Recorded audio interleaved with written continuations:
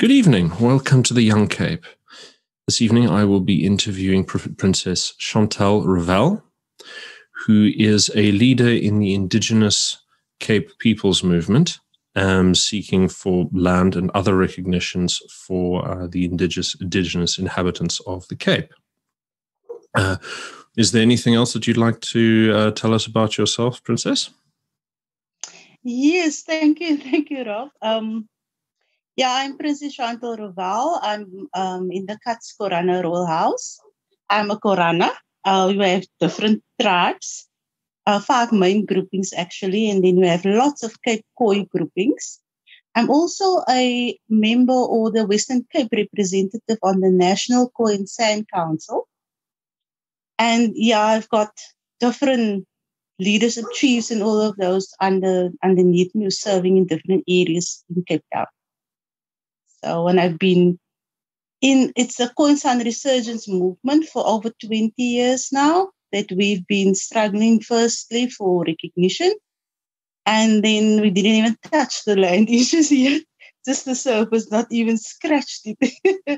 But it's been a long, hard work until now, Excellent. Now, I mean, you say you've been involved with this movement for many years. I don't know if you're aware of the fellow we had on this channel a couple of months ago, Mansell Upham, who was involved with the Khoi people's movement back in the 1990s, as well as the he made significant moves towards getting Sarki Bartman's remains a decent burial. And so he was part of that as well. So we've been dipping into this. We've been slowly dipping into this activist circle over time. For people who are not acquainted with this part of South Africa, how would you explain the sort of constellation of groups that we have in the Cape? Because most people are quite acquainted with the different black nations in South Africa, but not so much with the different Khoi and Bushman nations. Yeah. Okay. I think basically that is due to the fact that most of our people were reclassified as so-called colored, and most of the majority of our people, they don't even know yet their true roots. So those of us who do know it, it's first of all to reconnect with your roots, with where you truly come from. You have to do your own research in your family. You have to understand, you take your surname, and you must know where your great-grandparents come from. And then you can connect with that due to the geographical area, but you have to really go into history study, because there was nothing really in Cape Town. And when I found out, like over 20 odd years ago, it has been a long, hard journey, like I said, through the country, reconnecting with family and other indigenous groupings across Southern Africa. And right now we do have a resurgent movement where most of our people do come, they get involved, but then it's so confusing to them because they don't really know the historical areas where the different groupings were. So in Cape Town alone, we have about 19 historical groupings, and we call them, it all ends with Kwa, like your Hesse Kwa, your Khoi Kwa. And the Khoi Kwa was the greatest historical grouping in Cape Town, but then you get the Khoranai Kwa. And for people to reconnect to those names alone, it's so difficult, because they all like used to being called colored and all of that. But we do have a beautiful history. We have the landmarks besides the Bushman paintings. There's such a rich history, even in the way we speak, in our culture, and little things that we still do, that we can connect back to our roots actually.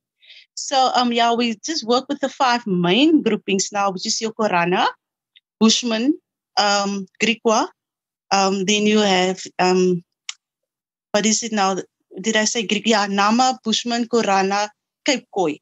And it's under the Cape Khoi that you get the different Kwa groupings all the time emerging as they do research.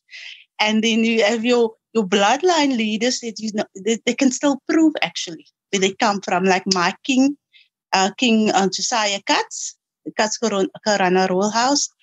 And you can actually Google him and you will get all this history and how the family split and moved all over South Africa. You will see the Griekwa Adam Kok, Johannes Waterboer. Those are people that still have the history over 200 of years and so forth.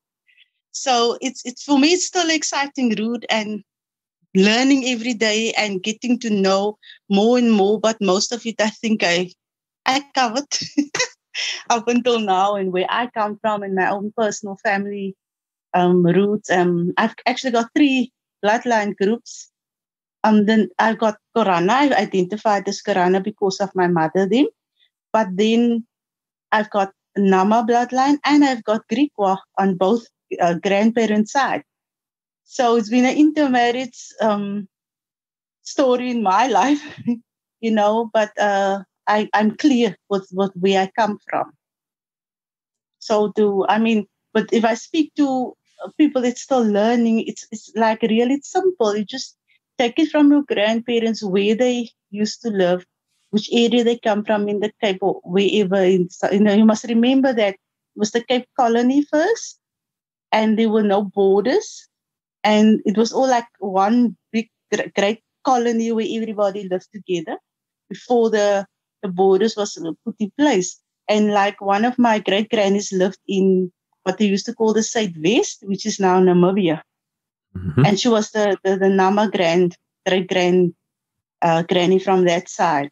So people just need to constantly go back to the grandparents, great-grandparents, and just find out where they used to live, because you must remember, even with the surnames, was changed a lot. I don't know if you know the story about how the slaves came in and they were the surnames changed in the month that they came in. I'm aware of that convention. Yes. In February, and so famous South African academic, Judith February. So Yeah.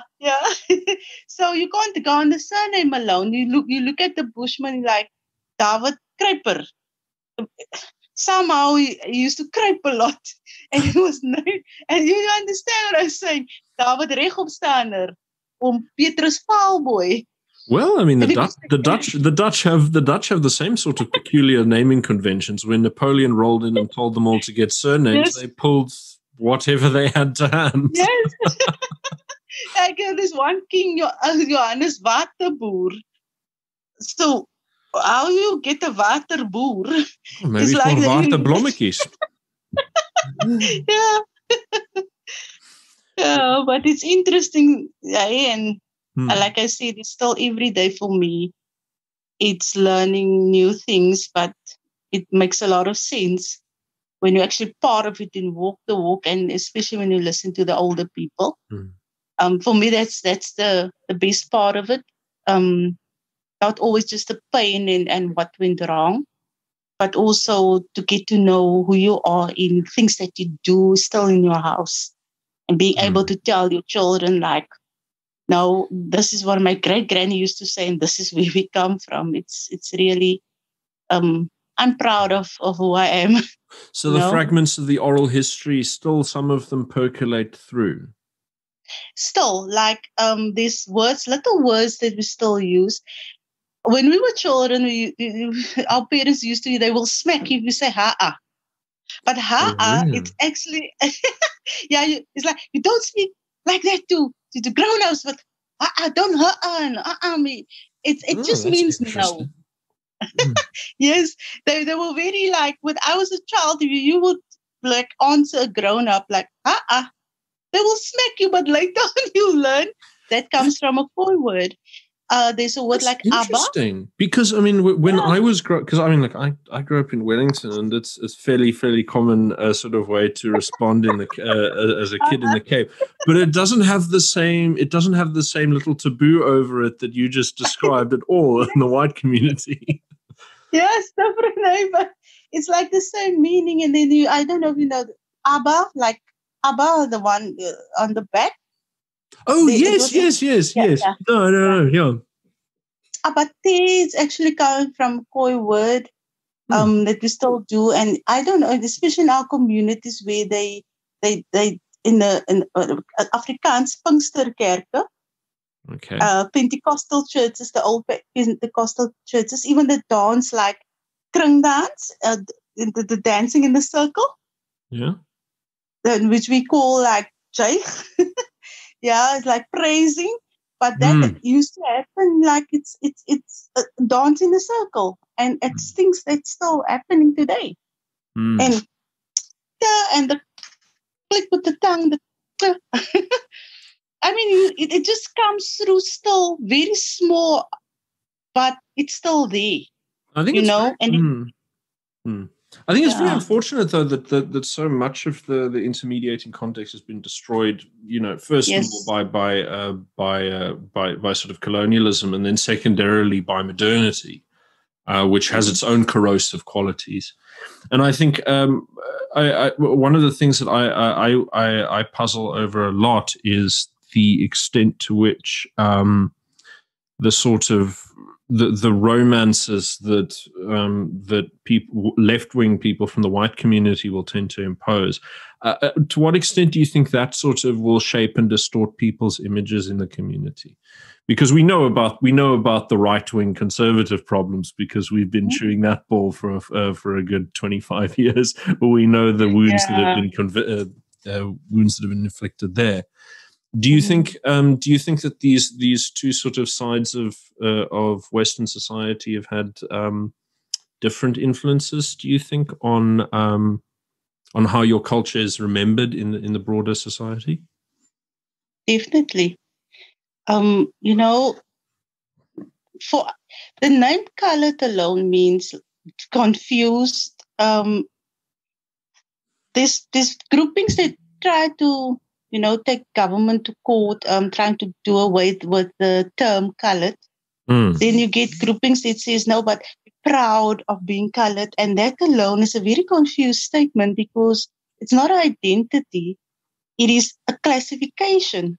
And people were, for centuries, used to being told what to do, who they are, how to think.